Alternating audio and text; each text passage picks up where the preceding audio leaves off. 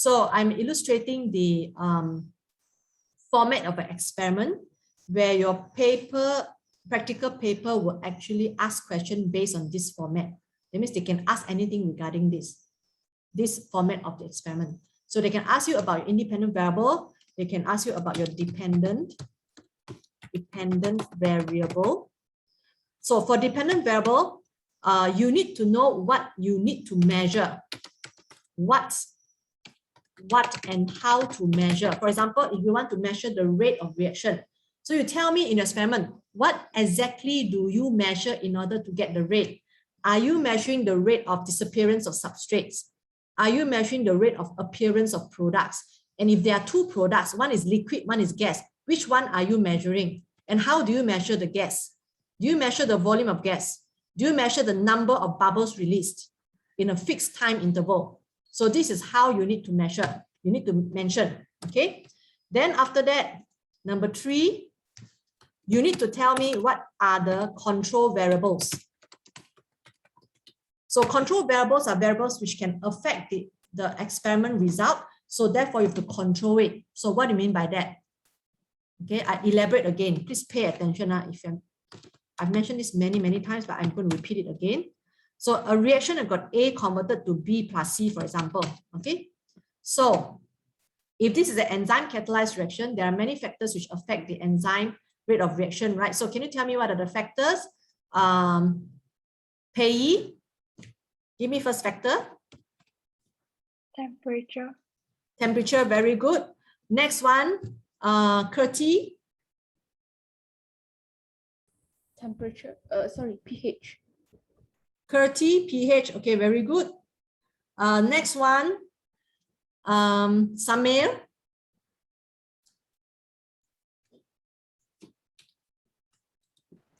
Volume. Volume of what? Sample. What sample? What sample?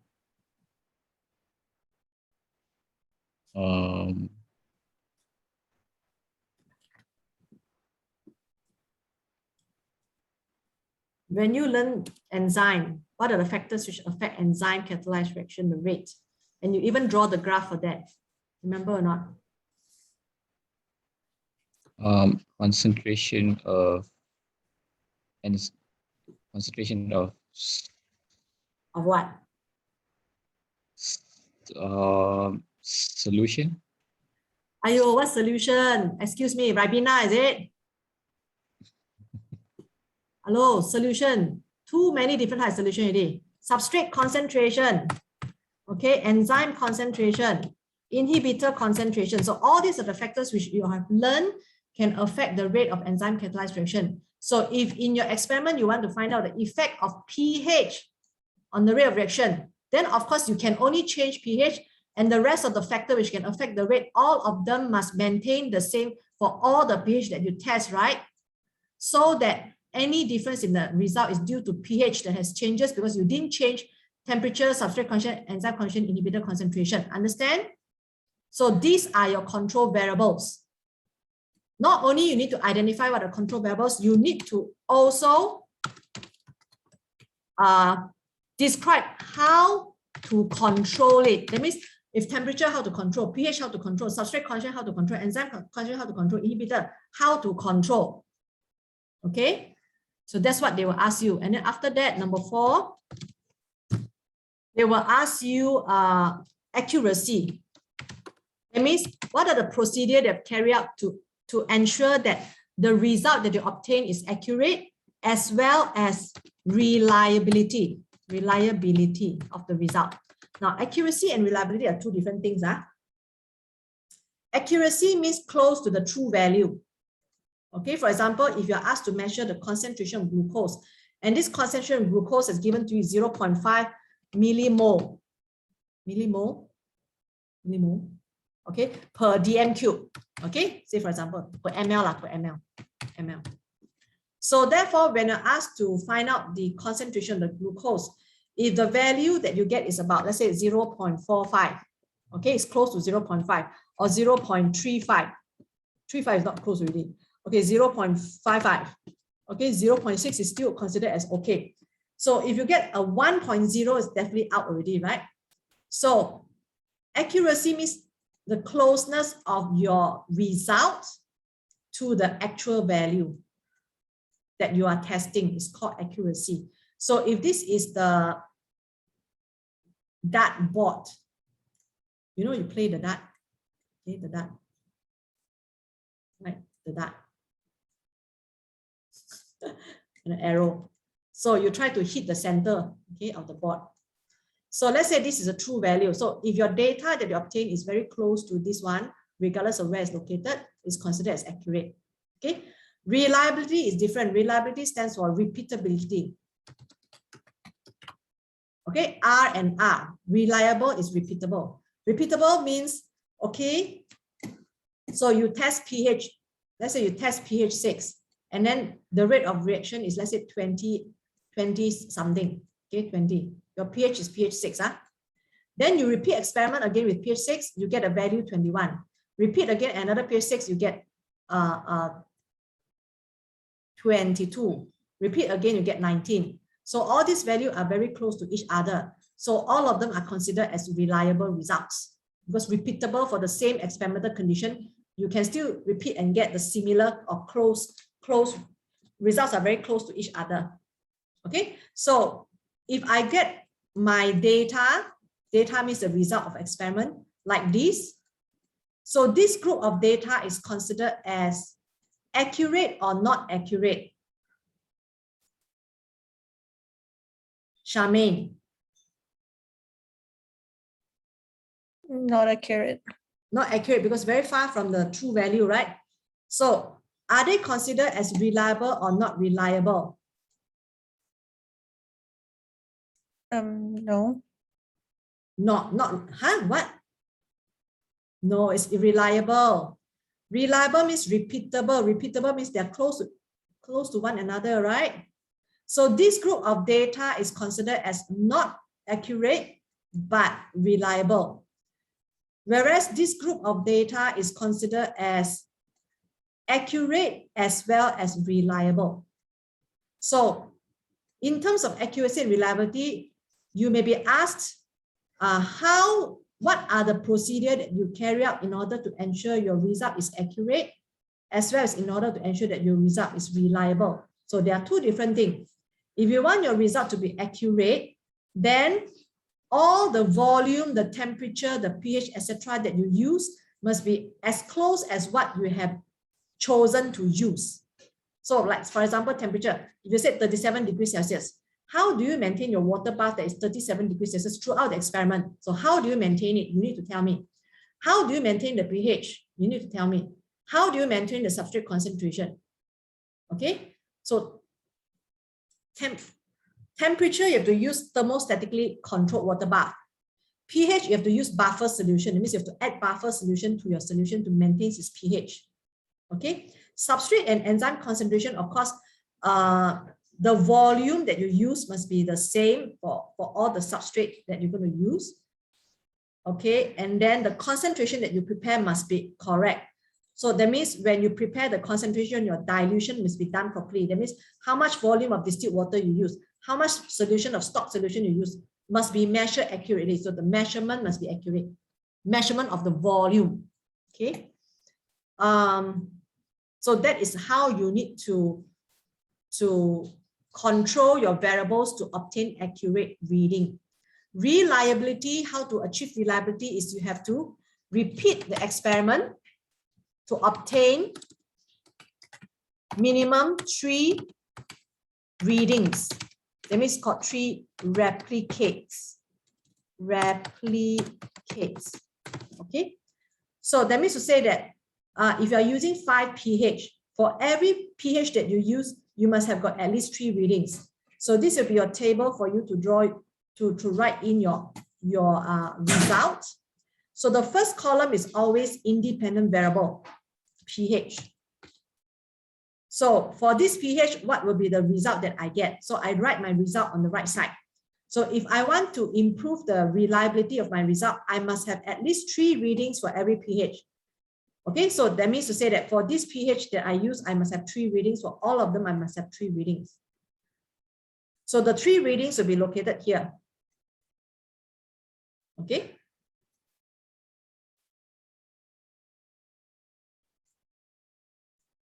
So let's say, for example, I am reading, let's say I am measuring the volume of gas released in 1 minute. Okay, so therefore my unit is cm cube per minute. So this is what I need to write as a title of the heading.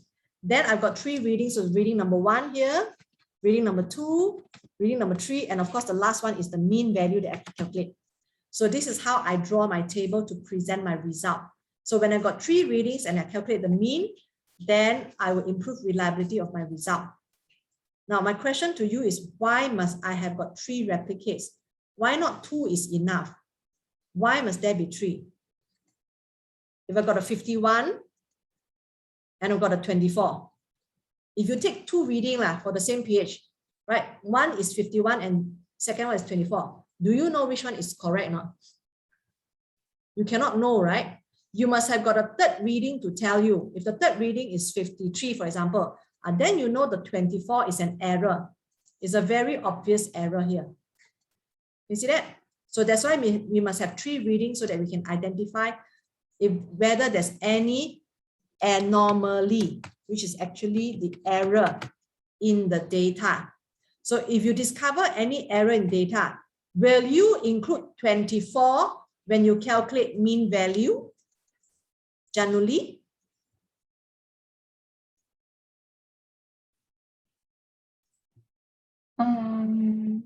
No. You will not include 24, isn't it? Because when you include 24, you already know 24 is not correct. So if you include 24 in your calculating the mean, that means your mean value will be lower than the accurate one, right?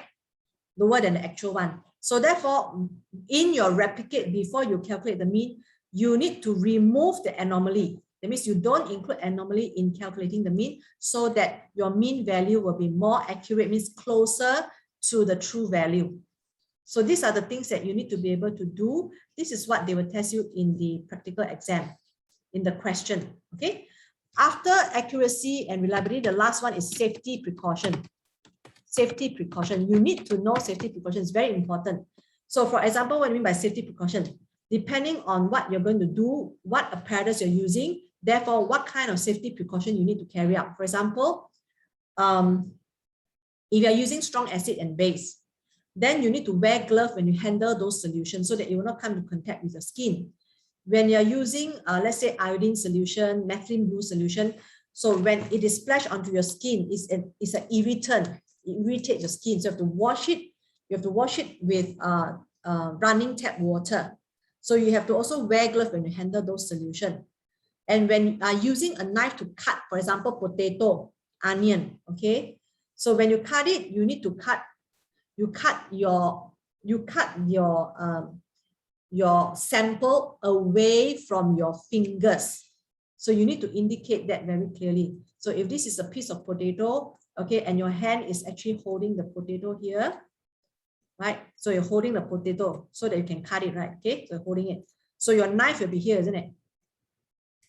Your knife will be here. So are you going to cut it this way? Or you're going to cut your knife this way? Is your knife pointing towards your finger or pointing away from your finger? So you have to point your knife away from fingers. You have to cut away from your finger so that you not cut yourself. Okay? You know, in an exam, a student actually write, wear glove to prevent being cut by the knife. Can you please wear the rubber glove and see whether you can cut by the knife or not? Okay? Can, isn't it? So don't simply write one. Must make sense. Okay? So these are the number 1, 2, 3, 4, 5 are the usual formats, kind of questions that they will ask you for practical exam. So you carry out the experiment, you collect the data and present the data in a table. You need to know how to draw the table so that you can present the data correctly. And then you may be asked to draw the graph, and then you'll be given questions to answer based on these 5 components. Okay, these 5 components.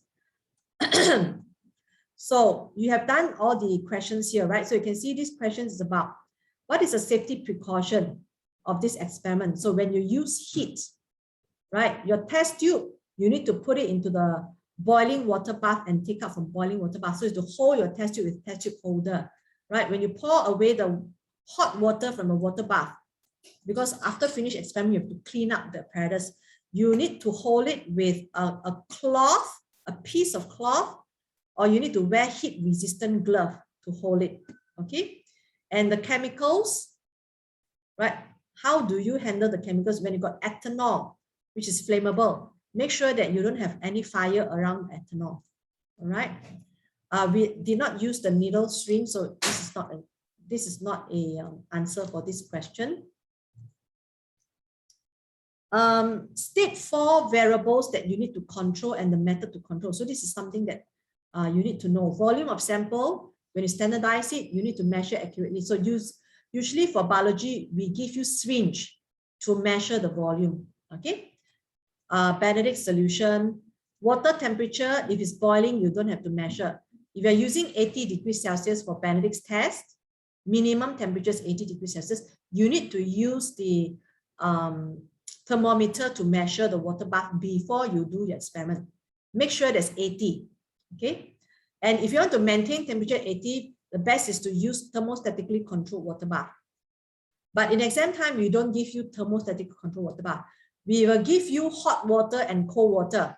So you have to use hot water and cold water to adjust the temperature of the water in your water bath. So you have to use this hot water and cold water to adjust. Sometimes we also give you Bunsen burner for you to adjust.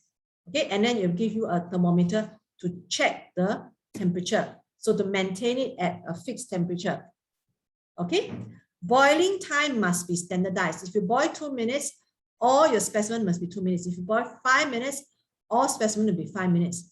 My advice to you is the best is to boil the maximum timing 5 minutes, just in case you got low concentration reducing sugar.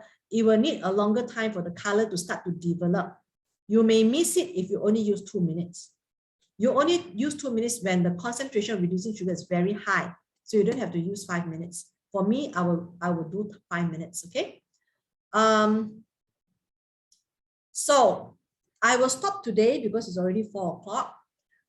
For the remainder question, I will only discuss it next week or even this week. If I manage to complete the learning outcome for this week, I will actually discuss the answers for here. Okay, so that's it all for today. I will post the video afterwards after I compile it together. All right, I will post it separately, okay, short video. For those who are absent, they can view. And those who want to watch again, you can watch again. I will also post the PowerPoint for discussion of the slides to your Dropbox so that you can refer to the drawings, okay, that I have, the sample drawings that I've shown you. So that's all for today, okay? So thank you for being here and being patient. And please do necessary correction to your drawings, okay? So that's all, and see you tomorrow. Bye-bye.